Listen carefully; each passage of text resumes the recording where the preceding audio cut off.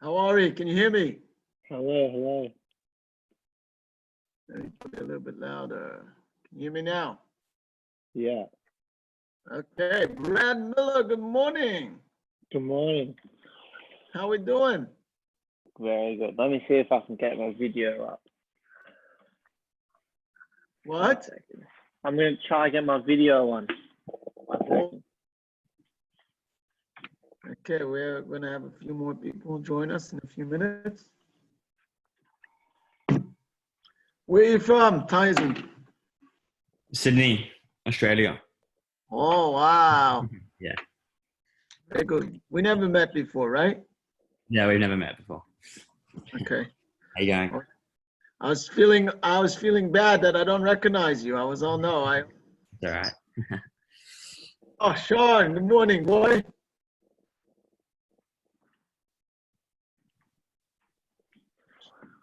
Sean, you put yourself on mute. I'm on mute. Hello everyone. G'day. John, what's up? Hey Tyson, how are you, man? There we go, boy. Breakfast, which is why I'm on mute. We didn't wait for you, Sean. We continue to, we're starting now chapter 1. We finished the introduction on Friday. Wow. You're flying. Okay, so you're gonna have to read from the introduction. From the chapter 1. Alright. You got Are your we book starting? there? Or we're gonna wait for We're gonna wait a minute or two. alright. Just gonna Take be your on mute. time. Eat your breakfast. Eating.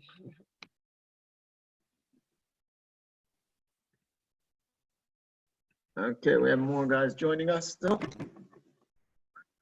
Good morning. Adam is still Ray. Ray, good morning.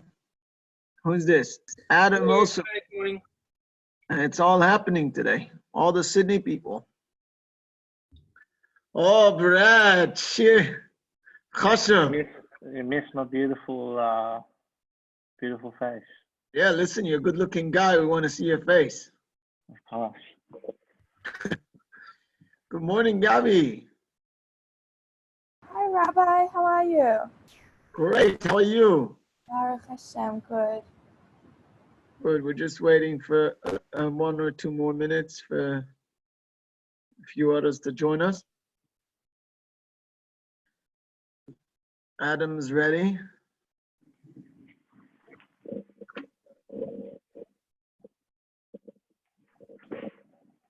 Brad, you happen to have the book, Mesilat Yesharim? I don't, unfortunately. Okay. We're now starting chapter 1, actually. Okay. So we did Right. the introduction last week, and now we're holding in chapter 1. Awesome. So it's good. You joined us right on time. Right on time. How you guys doing with this Corona business? Being at home, is it tough?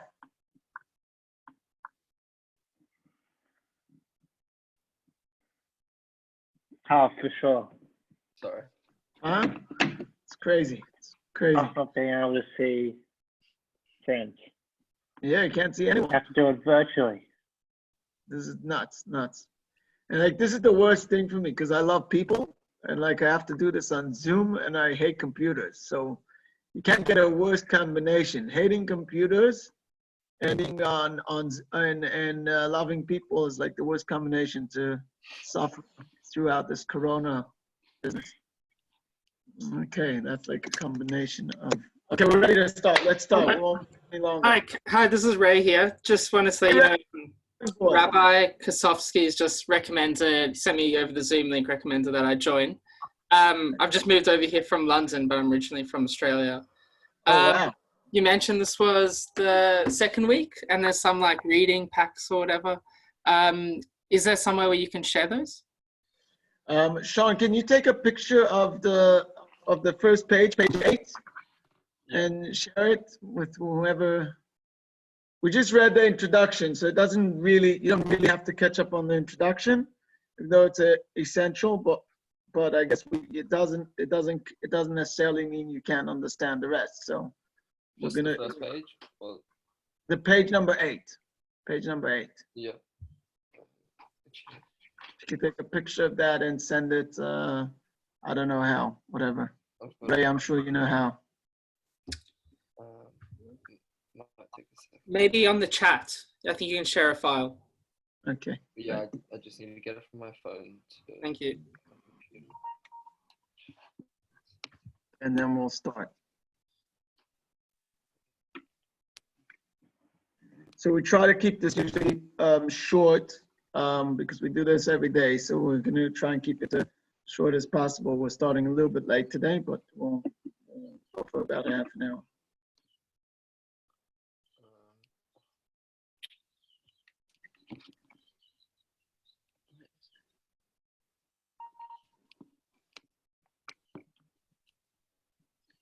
Hello, Tali. How are you? Talia. Hi, I'm good. How are you? Great, great. So nice of you to join us. Thank you. Sorry for the delay. It's all good. Okay. One. Got it? Mm-hmm. Okay. It's sending.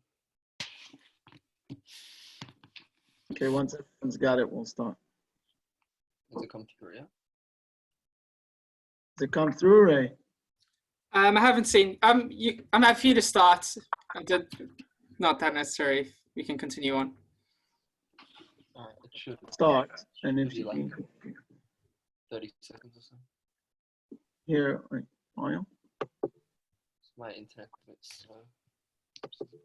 Okay. Let's go. We'll start. We'll see how we go. Okay. Okay, Channan. So chapter 1. So we're learning this book. This is called the Mesilat Yesharim, the Path of the Just, for those that haven't been part of the Shiur till now.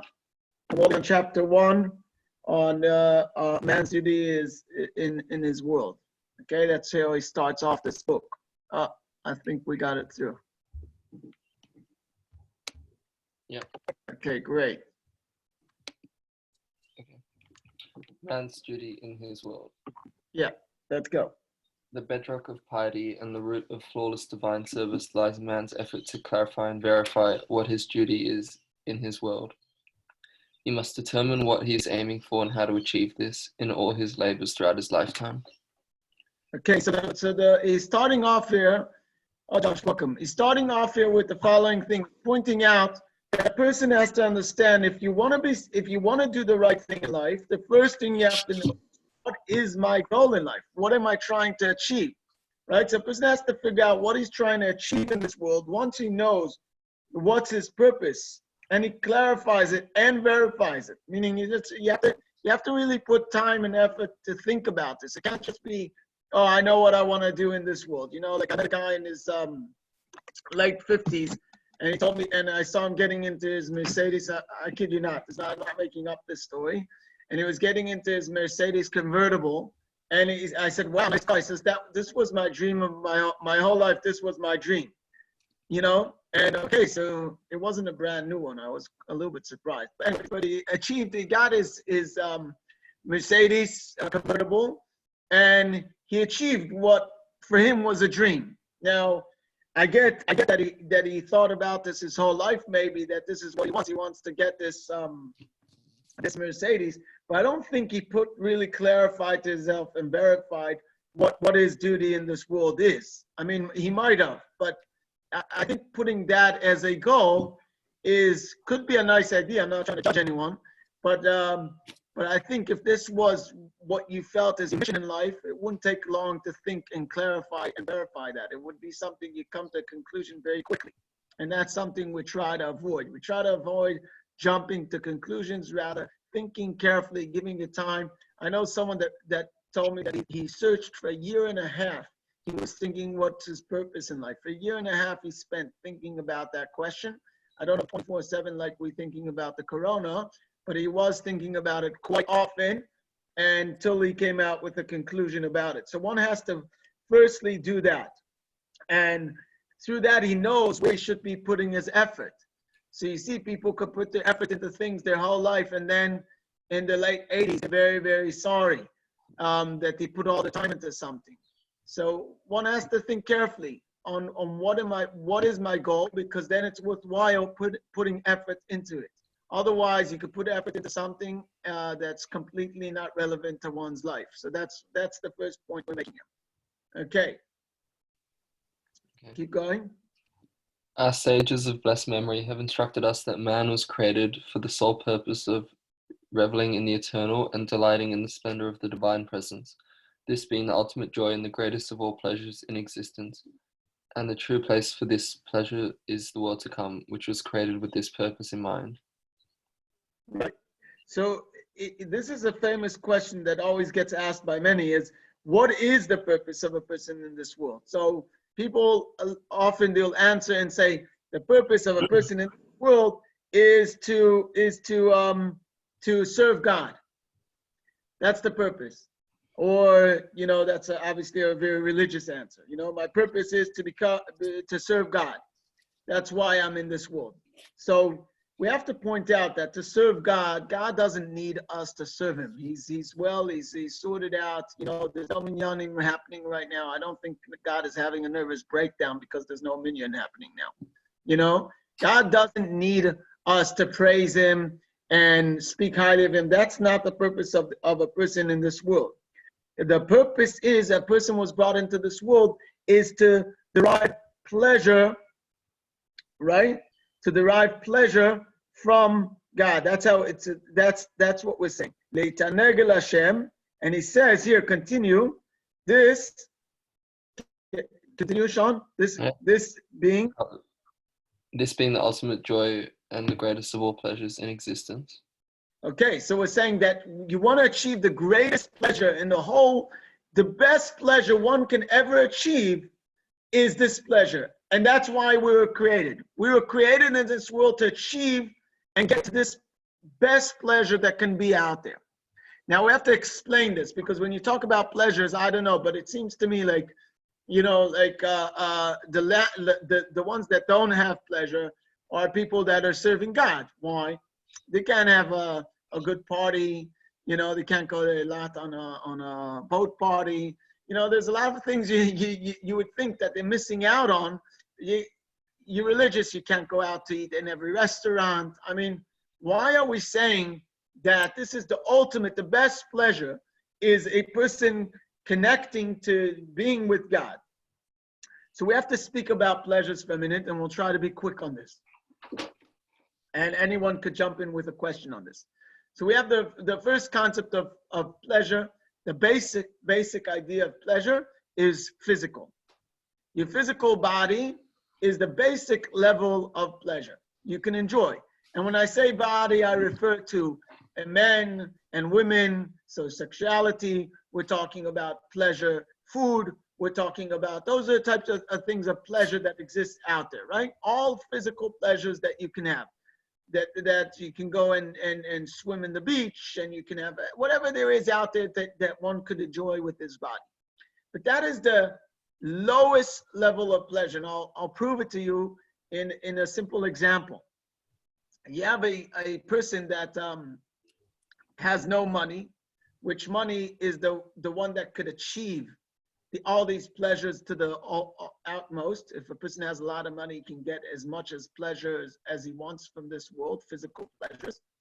And you go to a family that has 7 children, 8 children, and they are struggling, financially in a big struggle. They're having it tough. They barely, their fridge is always empty.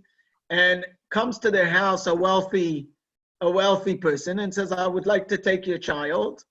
You just had a new baby. I'll take the new baby you just had, and I'll pay you a lot of money for it. Right? So what happens?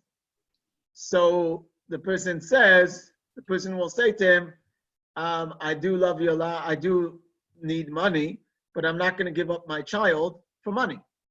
That's not something I'm going to do. So reason for that being, even though money could achieve for him everything he wants, but his child is more important to him than all the physical pleasures that are out there. I don't know what you call that, but it's something greater than physicality. That child, you want to call it love, you want to call it, I don't know, passion, I don't know what it is. Probably love would fall into that. So a person is willing to give up all physical pleasures for that child, right? Make sense? Yeah. So now what happens when, what's a higher thing than that? So this is a little bit of a controversial idea, but we'll see if we can follow it through. And if anyone has a question, you can more than welcome to shout out. So a guy is sitting on the top of a beautiful park, mountain or park with grass, and he's reading his book, Shakespeare, and he's enjoying the sun. And suddenly he feels a piece of metal, cold metal on his head. And he looks up and he sees there's a guy with a gun. The guy with the gun tells him, I'm giving you a sniper here, and I want you to shoot the kid in the park that's being swung, a 3-year-old kid with, looks like a very cute kid, and his sister, a 5-year-old, is pushing him, and they're laughing away. And I want you to take this gun that I placed right in front of you, and I want you to shoot that kid down there, or else I will shoot you and kill you.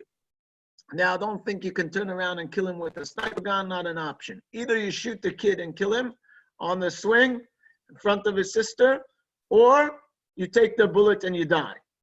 Now, I sure hope that I would be able to take the bullet and die and not shoot that child. I sure hope that I would be willing to die and not kill that child. And reason for that being is because there's something greater than life itself, which is all physical pleasures. And that is, I'm not willing to do with my life something that's so wrong. It's so wrong that I don't even have an excuse to allow me to do it. Some things are wrong, but you can find some excuse why you do it. This is so wrong and so bad that it's blatantly wrong. No one's going to argue on it. And therefore, I hope I would be willing to give my life to not do that. Shows you that there's a greater pleasure. There's something greater than life, the physical body that I am in. And that is doing what I believe will be me, will be more, represent me more than me going and killing. I'm not willing to do something that's so wrong.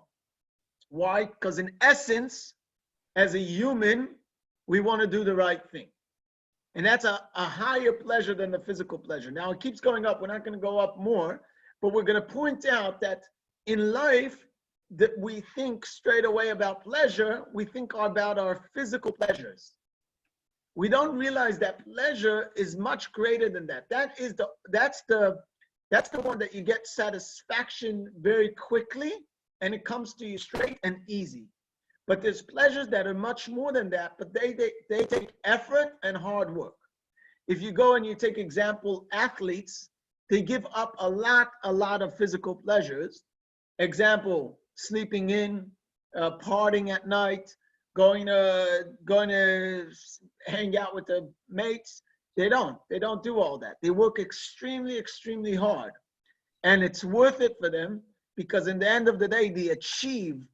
As an athlete, they achieve so much. They win a game, they win the World Cup, they win tennis, whatever it is. That pleasure that they get out of doing it is worth it for them to sacrifice their physical pleasures. So there's a hierarchy of pleasure. And what's interesting is you have to sacrifice one to get the other.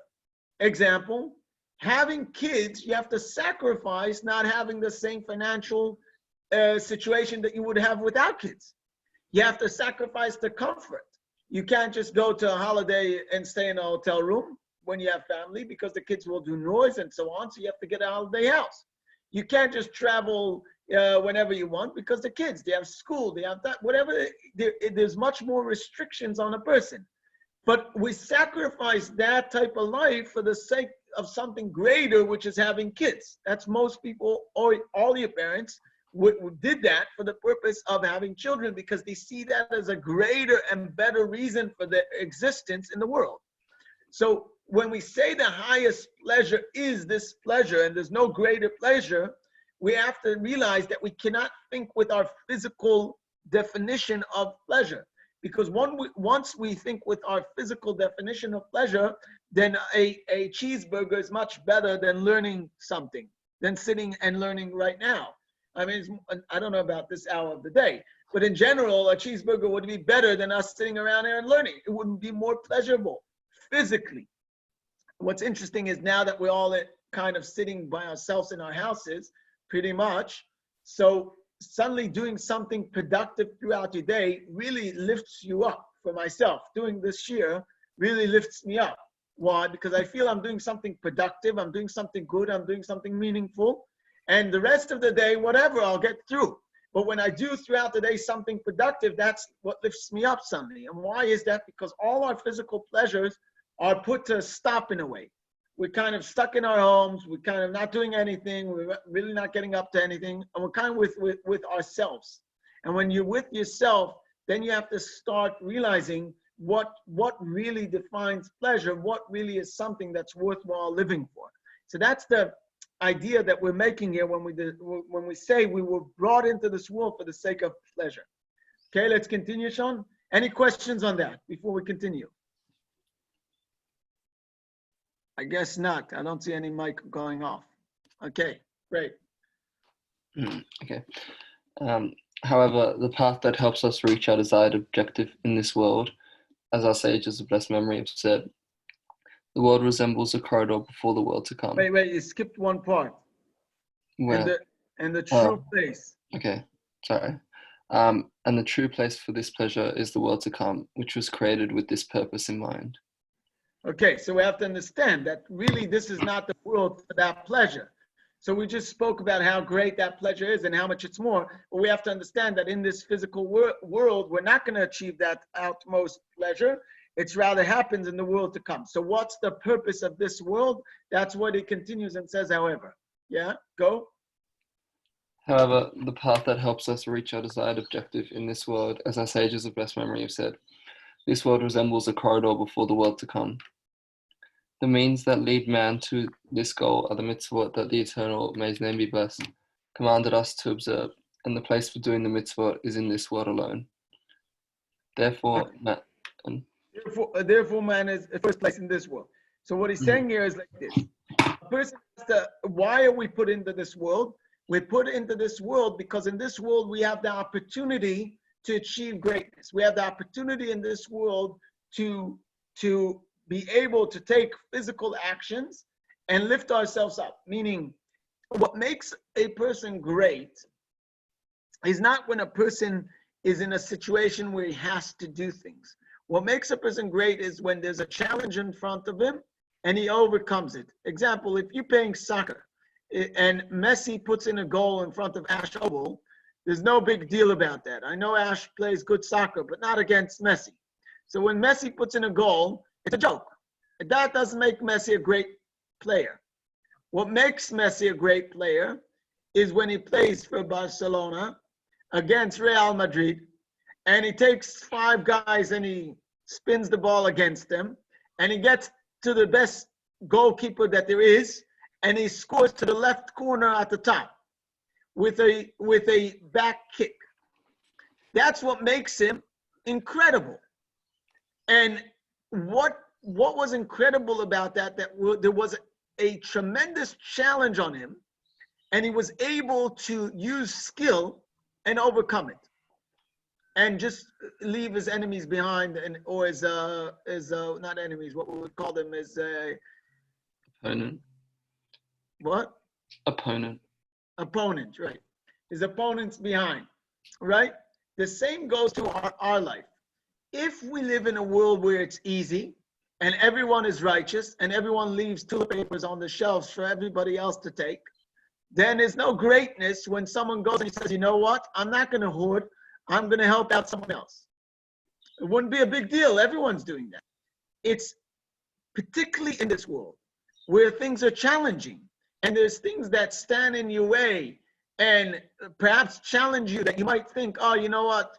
I should take care of myself, or who cares less, or I can, be not the most honest person in business in this way or in that way. When a person does that, and he does not, and he does, and the challenges are in front of him, and he's able to overcome them, that's when he becomes great. So the Mesilat Yesharim is pointing out, if you want to become great, if you want to understand how you're going to achieve that pleasure of being a person that reached the highest level and connecting to God, it's only going to be done through a person going through this world. This world is a world of opportunity for us to achieve the greatness that we can achieve. To be a happy person when things are going right and easy, that's no big deal. You're not a happy person. A happy person is when things are tough and we're all stuck at home and it's struggling, and we pull ourselves together and we say, you know what, we have so much to be grateful for. When we're stuck at home, but we have gardens. We're stuck at home, but we live in bigger houses. We're stuck at home, but we can go out to the park and go for a walk. We're stuck at home, but we have food. We have other things happening, whatever it is, and you lift yourself up, that creates a happy person, right? Right now, just to point out, just interesting, domestic violence in the world has risen crazily. In Australia, they put in, I don't know, quite a few, maybe millions of dollars now into domestic violence. How do they know that domestic violence is risen? Because on Google, the research about domestic violence is risen. So there's much, much more research about domestic violence right now. So they know that there's bigger issues with domestic violence. Now, this, again, the challenge of being at home with your spouse, the challenge of being home with the kids, now is a real challenge. Till now, the father woke up and left to work and couldn't care less about his kids. Now he's at home with his kids. He has to deal with them. He has to deal with his wife. He has to help out, right? Suddenly, now he's challenged. Is he a mensch? Is he a good person? Is he not? And unfortunately, there's a lot of people out there that use their physical strength or whatever it is, and they use it in a very, very bad way. But it shows you when the challenge comes, that's where one is going to be recognizable if he's a good person or he's not. When things are not a challenge, you might say, oh, this guy's a great guy. He's a great guy as long as he wasn't challenged. Once he had to stay at home because of the situation, and then he picked up his hands on his wife or his kids, I think that shows very clearly that this guy has serious issues. Serious. He has serious problems. But we weren't aware of it because he wasn't challenged. So this world is a world where we're going to be challenged. And when someone does the mitzvot, he does the commandments, he does what's right, he treats people, he behaves in the right way, then he's achieving the greatness and becoming closer and closer to God. And he himself feels much happier and much more lofty. But that's the job of a person. That's what this world is about. But let's try and finish the paragraph. Through these means provided for him here, he'll be able to reach the destination that has been prepared for him, the world to come, where he will fill himself with the goodness that he has acquired through these means. As our sages of blessed memory have said, you do them today and receive the reward tomorrow. Okay, so we're pointing out that a person has to do them today and he will receive the reward for tomorrow. Now, that's a very challenging concept, but to be honest, if you look at your own lives, I assume that majority of people here are still at uni, right? So when we are studying at uni and we're not just having a good time, why is that? Why are we working so hard in university? Why are you working at interns? Why are you getting a job where you're not paying at a law firm and you're not getting paid so well? Why are you still working there, Sean, huh? Why is that? The reason for that is, tell me if I'm wrong, is because you want to, eventually you'll get a better job, and eventually you'll grow and understand better, and eventually you'll be able to start your own law firm, and eventually you'll make enough money and you'll be living very comfortable. So a person in this world is working very hard throughout life, not for the day he's working hard, but for the day after. This goes to why you do so well on your HSC or VC, right? Whatever it is, you work very hard on that. Why? Because you want to get into a good university and you want to be able to study what you like, to get a job in what you like doing. We constantly work in this world hard for the next step, not for the moment. We always work hard for the next step. So it's interesting that the whole world is created like that. So says the Mesilat Yesharim, you have to understand that the whole world means even this, just the world itself is for a greater purpose of a person, for the tomorrow of a person. And you see this, how do you see that this is true? You see this unfortunately, when a person passes away from this world. And at his funeral, God forbid at his funeral, he's a 90-year-old man. What do they speak about at his funeral? Sean, what do you think they say at the funeral of such a person? What do they talk about? Wait, sorry, can you say it again? I missed it. At someone's funeral, Yeah. 90-year-old, what would they say at his funeral? What would they speak about? Well, they'll speak about like who he was and what he did, and would they point out that he has two beautiful cars parked in his driveway? no. No. No one's going to say, oh, by the way, after the funeral, everyone should drive past his house. I'll tell you the address. And he has a Rolls Royce parked there. I never heard that at a funeral. I've been at quite a few funerals, never heard that. Right? I never heard that he said at the funeral, by the way, he had a house. His house had such a view. And he had such a beautiful view out there. And he had 12 bedrooms in his house. And he had a private cinema. No one says that. You know what they say? He treated his workers so nicely. He was a family man. He took care of his kids. Why on earth in a funeral are we pointing that out? And the answer is because a funeral is we meet reality. And the reality is that a human being does not live forever. And when we meet that reality, we say the truth. And the truth is that what matters is who he was as a human being. And the more of a good person he is or was, the more they will point that out at his funeral. The less of a good person he was, you'll hear less in the funeral about that. You'll hear more about the color of his eyes, and you'll hear more about how he had a good sense of humor, and you'll hear other things. But they will avoid speaking about what a special individual he was.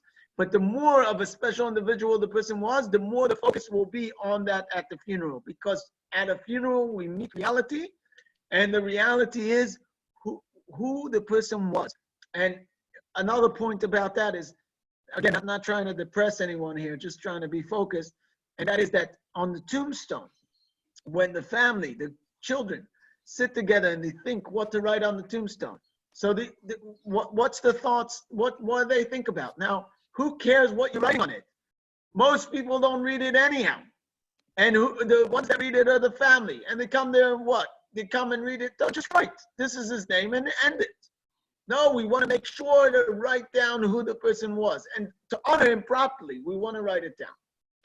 And the answer is because, again, on the tombstone, you're kind of writing the essence of this person in your mind. And when you do that, you'll see they write, oh, he was a charitable person. He was a kind individual. He was a great father. He was a great grandfather. Whatever they write, they will write things that are much more meaningful. So when we say this is the world where we work hard for a world to come, in a way we all believe it. Because I don't know tombstones where, not many of them, that people write crazy things on it. Most of the times they'll write on tombstone things that matter. Funerals, they'll say things that matter. And what does it matter? The person died. The answer is that we have this understanding that there's something great about a human being. And again, it's something to argue about, but I think many times we meet that reality very closely. Okay, so let's do one more chapter. It goes to the next page, but it doesn't continue too much there. Okay, go. If you delve further into this matter, you will realize that cleaving to the eternal alone is absolute perfection. As David Melech says, but as for me, closest to the eternal is my good. And it also says, one thing I have asked of the eternal, that will I seek, that I may dwell in the house of the eternal all the days of my life. This alone is what is good, and anything else that is perceived by people to be good is only emptiness and deceptive worthlessness. Okay, very harsh words of the Mesilat Yesharim, and I'll try to explain it in a very short way, and we'll end with this. When we talk about good, so the definition of good is quite a interesting discussion to have. Unfortunately, I'm on Zoom, so it's not an interactive discussion, which I would love to have. But this is why I hate computers. Anyways, but the reason why when we're defining here good is a fascinating concept. When a person reaches in his essence the best he can be, when a person reaches in the essence the best they can be, they do something that they push themselves to do, and they know was the right thing. When you do the right thing, you feel good about yourself. You ever heard people say, I don't feel good about myself, or I feel good about myself? Usually it's defined by a person saying, I did the right thing, so I feel good about myself. Even if doing the right thing was to apologize and you had to humiliate yourself, or doing the good thing meant that you had to work very hard and you had to drive very far. When you do the right thing, what you feel good about yourself. When you do the wrong thing, you feel bad about yourself. So when we say good here, we're not referring to good as good to, good to do to people, or good. We're talking about goodness of a person. So there's no other definition of good to yourself than you achieving the highest potential of yourself. The highest potential of yourself is getting the closest to God. When you achieve the highest potential of yourself, you're getting closest to God. That's what happens naturally, because God is the one that created us. And by us developing ourselves as individuals to our highest potential, we feeling better and better about ourselves. And you find this also in sports. When you take care of your health, when you take care of your body, your physical body, you also feel good about yourself. Why is that? Because again, you're making sure to take care of what God has given to you, and you're using it to the utmost, the best way possible. When you control yourself, when you don't eat something, you really want to eat it, but it's really unhealthy for you and you shouldn't be eating it, and you hold yourself back from eating it, you feel good about yourself because you're doing things where you want, and you're taking control over your life and doing what's good for you. When a person does that, he feels good about himself. So what we're pointing out here, and this is what we'll end off with this. When you look into this matter, you'll see the completeness of an individual is when he gets connected to God. How do we get connected to God? By us doing the best we can do. And the reason for that is because God has put into every one of us a godliness. Godliness means everyone has the potential of achieving very high, lofty levels. If we put the right effort into it, we will reach higher and higher levels. We can always grow more and more and more. A Jew should never say, I'm happy where I am. I'm happy where I am, but I could do better. And we always want to do better. No sports player, no athlete that says that they're happy where they were became a great sports player. You only become great when you say it's good, I'm happy with myself, I did a lot, but I want to do even more. And when a person takes that attitude, then there's growth, then there's achievements, and then you're reaching to higher lofty levels where a person becomes more complete as an individual, and that's the best we can strive for. That's what we ended off today. So shkoyach everyone for joining. Any questions? Josh, you changed your name. Rish Lakish. Okay. Yeah, anyone have any questions? I was trying to figure out who that person is. No questions? Okay, shkoyach everyone for joining. And Ray, we will try and have for you for tomorrow, if you join us again. I don't know if you will or not, but we'll try and have for you the pictures of what we're learning. Okay. Thank you. Thank you, Rabbi. Ray, we'll see you. Thank you. For joining. All the best, everybody.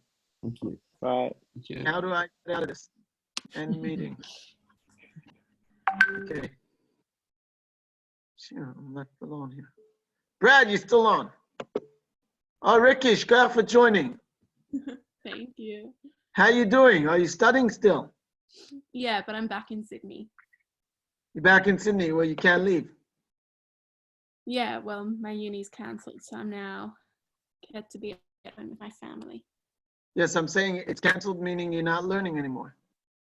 Well, I don't have placement like at the hospitals, but I've still got like online learning like most other people. Oh, wow. Okay, great. Great. I'm loving these. You like the Yesharim? Good. Mm. Good. I don't get feedback. It's hard to know because usually you get people nodding their heads or agreeing or arguing. Just you don't get it, so it's hard to know. Yeah. I actually have a question, but I don't know if I can word it properly yet. Like Why? it's more in my head. But with going back to the beginning part with like taking time to actually clarify one's goal. If you do that, obviously, like now at a later stage when you've already made like kind of goals in life, or like you've made decisions, not with the intention of actually sitting down and defining your overall goals in life, and especially if you do want that goal to be for due like devotion to God, like do all your decisions, like you can find a way to like make stuff work, but that's not you sitting down and actually deciding on all your like. That's a great question. Meaning, let's use you as an example. Let's say you decide to study medicine. So you're studying very hard medicine, and suddenly you realize, wait a second, I don't know if this is going to work so much. If I want to be, really devoted and, raise my kids more and whatever. So it's going to be challenging. So should I let go of medicine now? Or I'll just have to figure out a way for it to work? Let's use you as an example. I'm not necessarily saying that's the question. I'm just saying using you as an example, because that would be a great example. So I think the answer for that is that, of course we, oh, it's recording still. I'm going to turn it off.